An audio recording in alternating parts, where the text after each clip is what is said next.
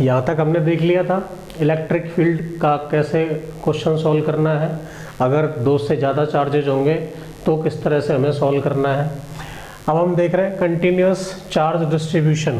Continuous charge distribution का मतलब क्या है, और अगर फिर अब ये है तो पहले हमने क्या पढ़ा है। देखिए चार्ज दो तरीके से डिस्ट्रीब्यूट होगा, एक होगा डिस्क्रीट सिस्टम, कौन सा होगा, डिस्क्रीट सिस्टम, और दूसरा होगा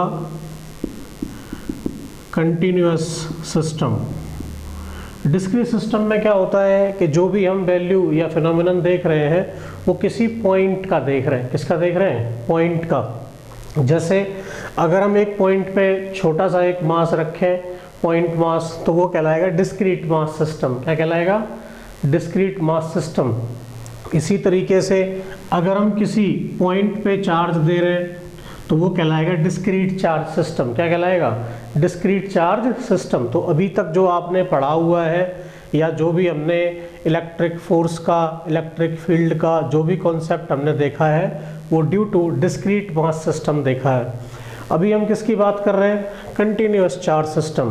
कंटिन्यूअस चार्ज सिस्टम में क्या होगा कि जो चार्ज है वो कंटिन्यूअसली जो है डिस्ट्रीब्यूट किया जाएगा, किस पे, या तो किसी लाइन पे या किसी सरफेस पे।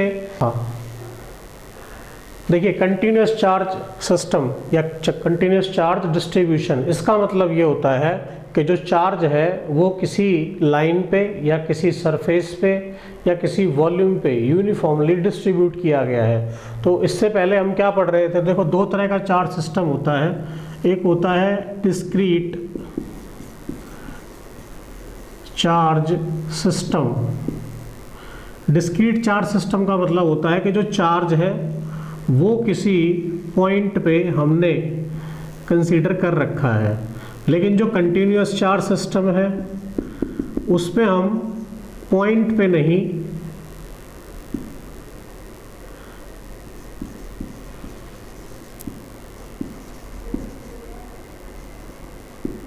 किस पे देंगे, हम किसी लाइन पे या किसी सरफेस पे या किसी वॉल्यूम में चार्ज को डिस्ट्रीब्यूट करेंगे। तो कंटिन्यूअस चार्ज सिस्टम में हम तीन तरह का चार्ज डिस्ट्रीब्यूशन करते हैं। पहला है लीनियर चार्ज डिस्ट्रीब्यूशन, दूसरा है सरफेस चार्ज डिस्ट्रीब्यूशन,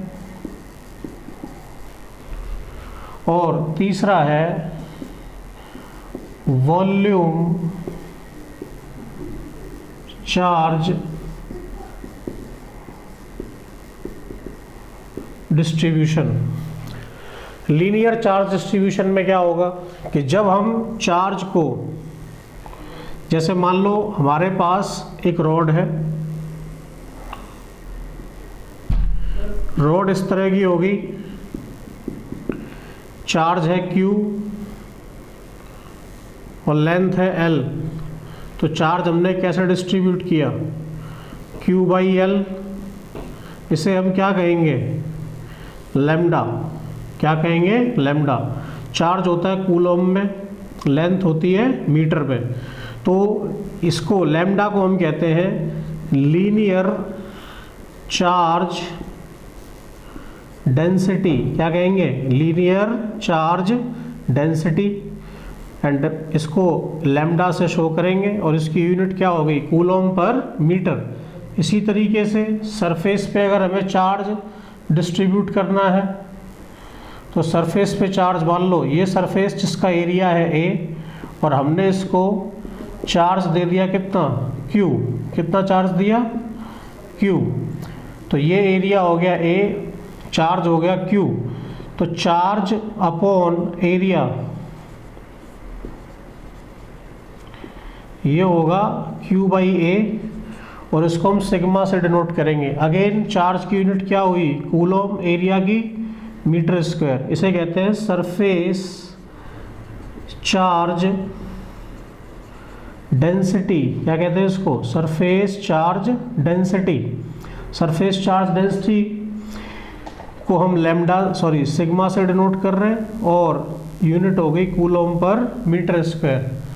इसी तरीके से अगर हम किसी वॉल्यूम में चार्ज को डिस्ट्रीब्यूट कर दें, ठीक है, तो वॉल्यूम में हमने चार्ज दिया Q और इसकी रेडियस है R, तो सबसे पहले तो इसका वॉल्यूम लिख लेंगे। वॉल्यूम क्या होगा 4/3 πr3।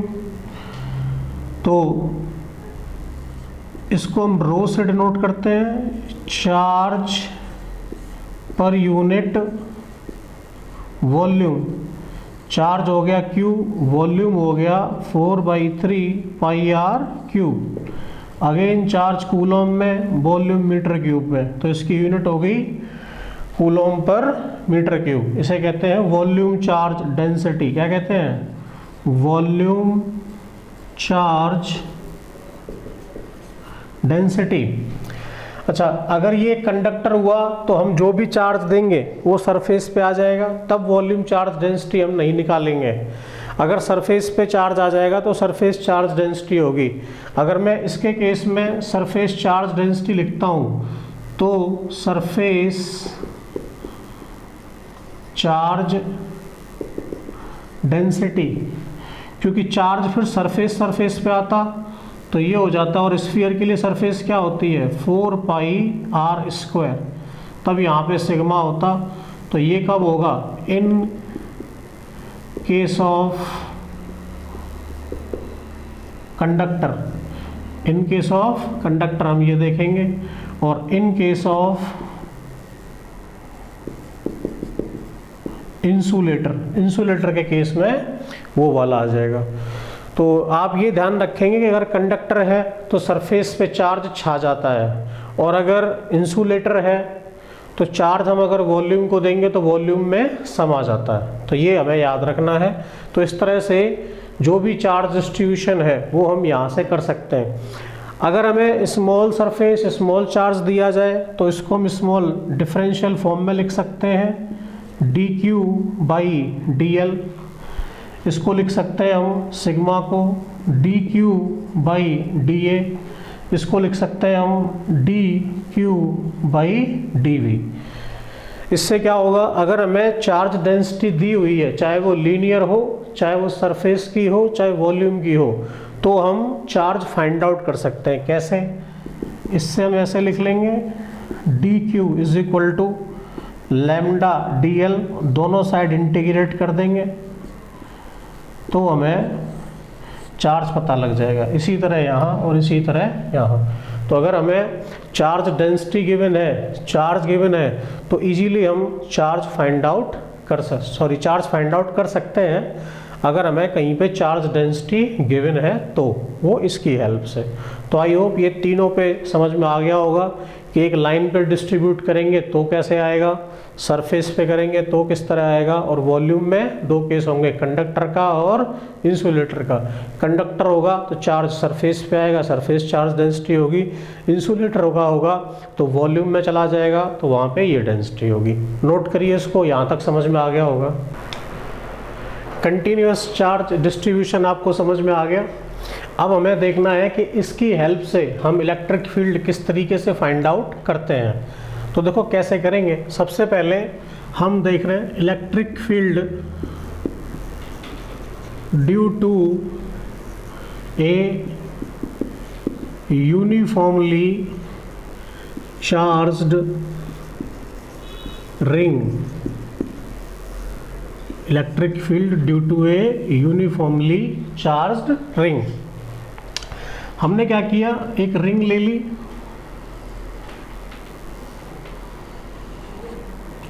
और उस रिंग पे चार्ज डिस्ट्रीब्यूट कर दिया इस तरीके से।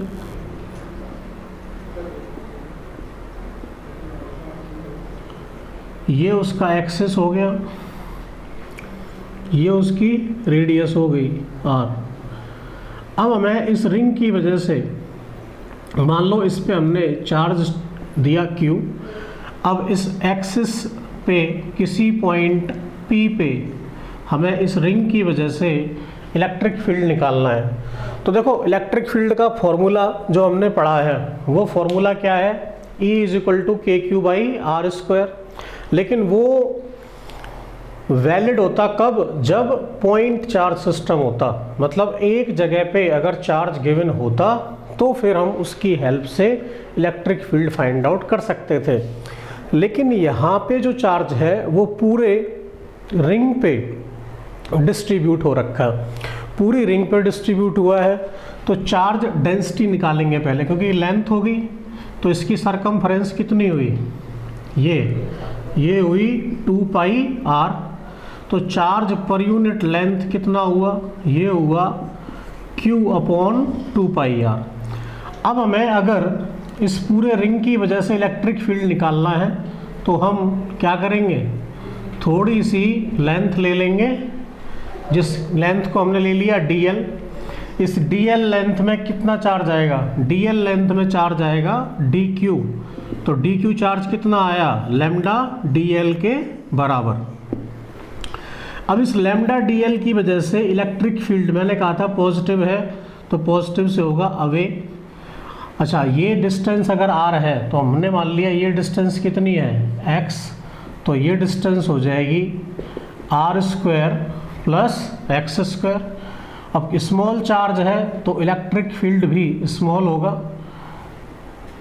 ये एंगल अगर थीटा है तो ये एंगल भी थीटा। इधर कंपोनेंट क्या आएगा इसका, DE cos थीटा। इधर कंपोनेंट क्या आएगा, DE sin थीटा। जैसा ये एलिमेंट है वैसा ही एक एलिमेंट सामने भी होगा, उस एलिमेंट की वजह से इलेक्ट्रिक फील्ड इधर आएगा, ये एंगल भी सेम होगा। फिर से इधर क्या आएगा, DE cos थीटा, और इधर क्या आ जाएगा, DE sin थीटा। ये दोनों एक दूसरे को बैलेंस कर रहे हैं और ये दोनों कंपोनेंट ऐड हो रहे हैं। मतलब जितने भी काउंटर एलिमेंट होंगे उन सब का इलेक्ट्रिक फील्ड हॉरिजॉन्टली तो ऐड हो जाएगा और वर्टिकली हो जाएगा कैंसिल। क्या हो जाएगा, वर्टिकली कैंसिल। तो जो नेट इलेक्ट्रिक फील्ड आएगा DE, तो इस DE cos थीटा का अगर हम इंटीग्रेशन कर देंगे तो हमें नेट इलेक्ट्रिक फील्ड मिलेगा। तो सबसे पहले हम DE निकाल लें। DE की वैल्यू क्या हुई, K स्मॉल चार्ज अपॉन इस डिस्टेंस का स्क्वायर। तो क्या हो जाएगा, √r² + x² का होल स्क्वायर। तो DE की वैल्यू आई K dq upon r² + x²। ये वैल्यू आ गई, ये वैल्यू हम यहाँ पुट कर देंगे। तो E नेट = होगा DE की वैल्यू है K dq r² + x²। cos theta की वैल्यू, इस ट्रायंगल से cos थीटा देख सकते हो आप। cos थीटा क्या आएगा, cos थीटा आएगा बेस अपॉन हाइपोटेनस। तो x अपॉन r² + x² की पावर 1/2। K कांस्टेंट है, बाहर आ जाएगा। x अपॉन r² + x² की पावर 3/2। और क्या बचा, dq का इंटीग्रेशन। dq को आप जोड़ोगे तो टोटल चार्ज क्या आ जाएगा, q। तो ये आ जाएगा kqx अपॉन r² + x² की power 3/2। This will be net electric field along the axis of a ring. अब इसमें हम दो केस बना देंगे। पहला केस 1, एट x = 0, मतलब कहाँ पे, centre of ring. Centre of ring पे कितना इलेक्ट्रिक फील्ड होगा। तो जब हम इसमें x की वैल्यू 0 पुट करेंगे तो E की वैल्यू भी क्या आ जाएगी, 0। मतलब सेंटर पे जो इलेक्ट्रिक फील्ड होगा वो 0 रहेगा। ये हो गया केस 1। केस 2, अगर x r से बहुत ज़्यादा है तो r के रिस्पेक्ट में x को छोड़ देंगे तो इलेक्ट्रिक फील्ड बचेगा KQX upon r square, sorry x ज़्यादा है r को छोड़ देंगे तो ये हो जाएगा x स्क्वायर की पावर 3/2 तो KQ बाई x स्क्वायर। और ये होता था किसी पॉइंट चार्ज का फील्ड, तो यहाँ पे it will behave like a point charge. कैसे बिहेव करेगा? पॉइंट चार्ज की तरह। तो it will behave like a point charge. तो इलेक्ट्रिक फील्ड किसी रिंग की वजह से कैसे फाइंड करना है वो समझ में आ गया। ये एक्सप्रेशन आप याद करेंगे तो इसके आगे आप लिख लेंगे MTR, मेमोराइज दिस रिजल्ट। क्या लिखना है? Memorise this result. तो इसको आप याद रखेंगे। दोनों केस यहाँ पे आपको समझ में आ गए। x = 0 पे ये होगा, x much greater then r पे ये होगा। अब हमें ये देखना है कि ये जो इलेक्ट्रिक फील्ड है वो कहाँ पे मैक्सिमम होगा और कहाँ पे मिनिमम होगा। उसके लिए जो एक्सप्रेशन आया वो क्या आया? E = KQX upon r square plus x square की पावर 3/2। तो हमें पता है मैक्सिमम मिनिमम निकालने का क्या प्रोसेस है। सबसे पहले उसको डिफरेंशिएट करो, डिफरेंशिएट करके 0 के बराबर पुट कर दो तो हमें ये पता लग जाएगा कहाँ मैक्सिमा और कहाँ पे मिनिमा। तो करते हैं स्टेप 1। इसको हमने डिफरेंशिएट करा DE बाई DX। तो देखो K और Q दोनों कांस्टेंट हैं तो डिफरेंशिएशन होगा किसका? x अपॉन दिस, तो ये आ जाएगा r square plus x square की पावर 3/2 का स्क्वायर करोगे तो 3। x का डिफरेंशिएशन होगा 1, ये एज इट इज रहेगा r square plus x square की पावर 3/2 माइनस उसके बाद x एज इट इज और इसका डिफरेंशिएशन, तो इसका डिफरेंशिएशन होगा 3/2 r square plus x square की पावर 1/2। इसको हम 0 के बराबर पुट करेंगे तो ये आ जाएगा r square plus x square की पावर 3/2 माइनस 3x/2 और साथ में x स्क्वायर का डिफरेंशिएशन यहाँ पे और होगा तो ये आ जाएगा 3x square r square plus x square की पावर 1/2। इसको 0 करना है। इसमें से ये कॉमन आ जाएगा, r square plus x square की पावर 1/2 कॉमन आ गया तो बचा r square plus x square minus 3x square = 0। ये 0 होगा नहीं, इसको 0 करेंगे तो r square minus 2x square = 0 या फिर 2x square = r square, x square = r square by 2। तो x = आ जाएगा प्लस माइनस r/√2। देखो इलेक्ट्रिक फील्ड जो है वो x के रिस्पेक्ट में इस तरह वेरी कर रहा है तो कहाँ पे मैक्सिमम कहाँ पे मिनिमम। तो जब हम इसका ग्राफ बनाते हैं किसका? इलेक्ट्रिक फील्ड का x के साथ, तो प्लस r/2 पे ये आता है मैक्सिमम और माइनस r/2 पे आता है मिनिमम। ये होगा प्लस r/√2, ये होगा माइनस r/√2। तो इलेक्ट्रिक फील्ड का जो वेरिएशन है वो हम इस तरीके से शो कर सकते हैं। ये क्वेश्चन बोर्ड में पूछा जाता है 5 नंबर में या 3 नंबर में, वो आप एक बार इसको प्रैक्टिस करोगे तो इजीली समझ में आ जाएगा। नोट कर लीजिए इसको यहाँ तक पूरा। नेक्स्ट है इलेक्ट्रिक डाइपोल। सबसे पहले हम ये बात करेंगे कि इलेक्ट्रिक डाइपोल क्या है। इलेक्ट्रिक डाइपोल जब हम दो इक्वल और अपोजिट चार्जेस को एक शॉर्ट डिस्टेंस पे प्लेस करते हैं तो उस कॉन्फ़िगरेशन का नाम है इलेक्ट्रिक डाइपोल। कैसे हम उसको डिफाइन कर रहे हैं? 2 equal and opposite charges placed at short distance is known as electric dipole. क्या कहते हैं उसको हम? Electric dipole. तो दो इक्वल एंड अपोजिट चार्जेस, मान लीजिए एक चार्ज हमने ले लिया -q और एक चार्ज हमने ले लिया +q, और इन दोनों का बीच का जो डिस्टेंस है वो है 2a। How much it is?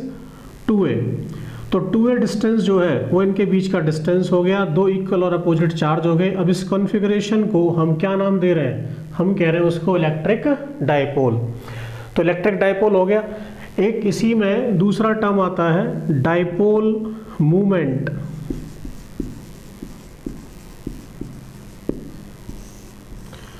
Dipole movement क्या होगा? कोई भी एक चार्ज और उनके बीच के डिस्टेंस का जो मल्टीप्लाई होगा उसे हम कहेंगे डाइपोल मूवमेंट। तो डाइपोल मूवमेंट हम कैसे डिफाइन करेंगे? Product of any charge of dipole and distance between them is known as electric dipole. क्या कहेंगे इसको हम? इलेक्ट्रिक डाइपोल, और इसको कहेंगे डाइपोल मूवमेंट। अब डाइपोल मूवमेंट को हम किससे डिनोट करते हैं? उसको हम डिनोट करते हैं P से, और ये एक वेक्टर क्वांटिटी है। तो P इज इक्वल टू क्या हो जाएगा? ये हो जाएगा Q इंटू 2a। देखो चार्ज तो स्केलर है, लेकिन जो उनके बीच का डिस्टेंस है वो हमें वेक्टर की तरह लेना है, और वो कहाँ से कहाँ होगी? उसकी डायरेक्शन।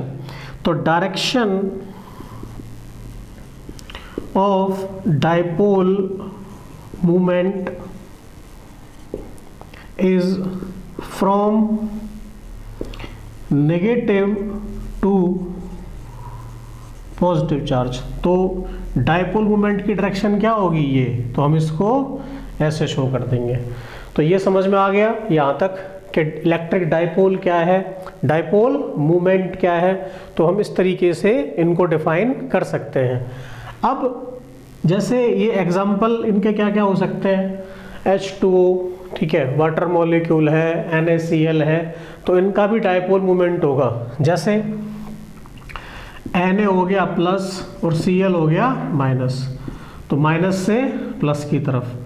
H2O तो उसका जो स्ट्रक्चर है वो कुछ ऐसा बनता है, यहाँ पे एक बॉन्ड ऐसा, दो लोन पेयर, इस पे क्या चार्ज माइनस, इस पे कैसा प्लस माइनस प्लस।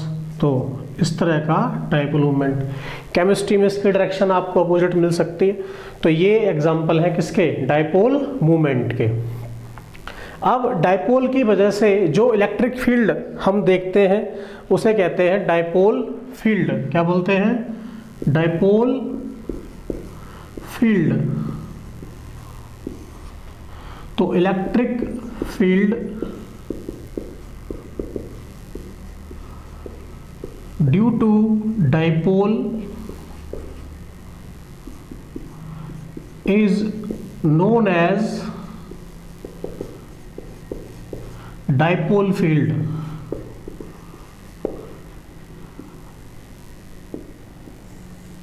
ये समझ में आ गया।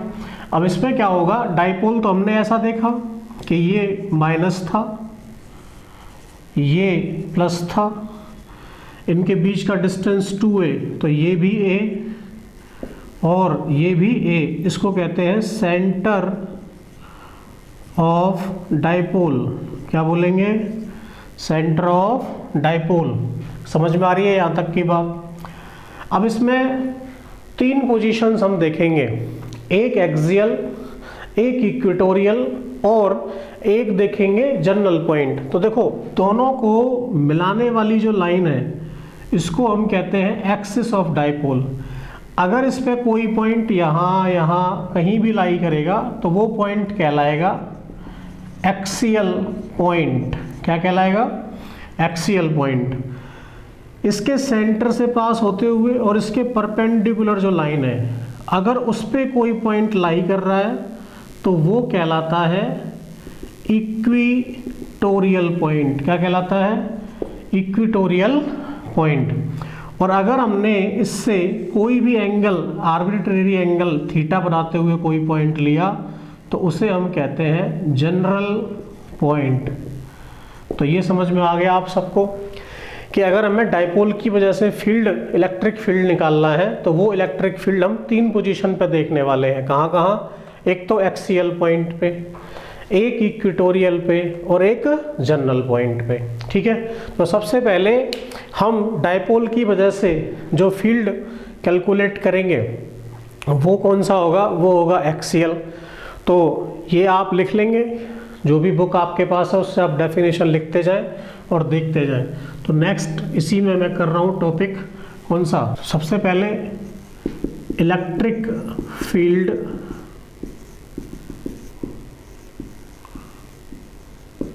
Due to dipole. तो पहला हम कहाँ देख रहे हैं?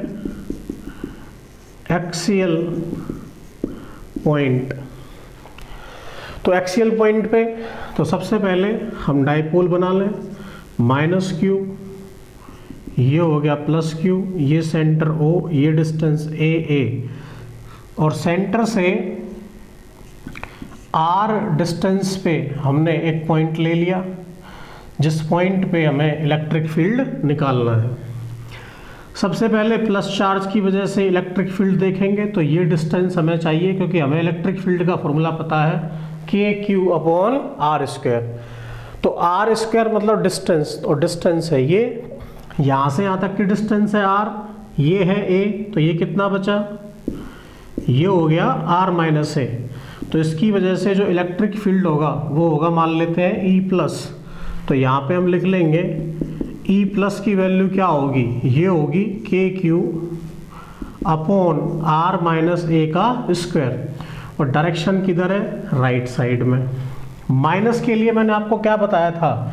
पॉजिटिव कहता है जाओ और नेगेटिव कहता है आओ। तो नेगेटिव की वजह से इलेक्ट्रिक फील्ड की डायरेक्शन इधर होगी, इस डायरेक्शन में। लेकिन जो डिस्टेंस है वो कितनी? वो होगी आर प्लस ए। तो हाउ मच? आर प्लस ए। उसके लिए इलेक्ट्रिक फील्ड होगा ई माइनस, वो हो जाएगा के Q upon are plus A का स्क्वायर, और डायरेक्शन क्या होगी? लेफ्ट। अब हमें ये देखना है कौन सा फील्ड ज़्यादा होगा।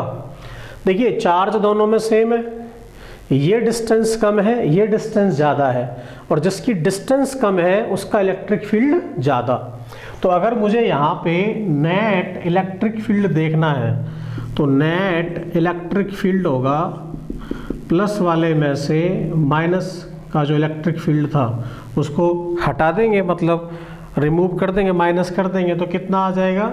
ये आएगा के क्यू आर माइनस ए का स्क्वायर माइनस के Q upon are plus A का स्क्वायर। तो आई होप ये समझ में यहाँ तक आ गया होगा। के क्यू को कॉमन ले लेंगे तो ये बचेगा 1 अपॉन आर माइनस ए का square 1 upon are plus A का स्क्वायर। फिर एलसीएम लेंगे तो आर माइनस ए का स्क्वायर आर प्लस ए का स्क्वायर। तो हम क्या करेंगे? R minus A into R plus A का होल स्क्वायर लिख लें इसको, और एलसीएम लेके सॉल्व करेंगे तो आर प्लस ए का स्क्वायर आर माइनस ए का स्क्वायर। इसको हम आगे यहाँ पे फर्दर सॉल्व कर लेते हैं। तो E इज इक्वल टू आएगा, के क्यू तो कॉमन था, आर प्लस ए का स्क्वायर ओपन करोगे तो आर स्क्वायर प्लस ए स्क्वायर प्लस 2AR माइनस इसी तरह R square plus A square minus 2AR upon R minus A और आर प्लस ए का होल स्क्वायर।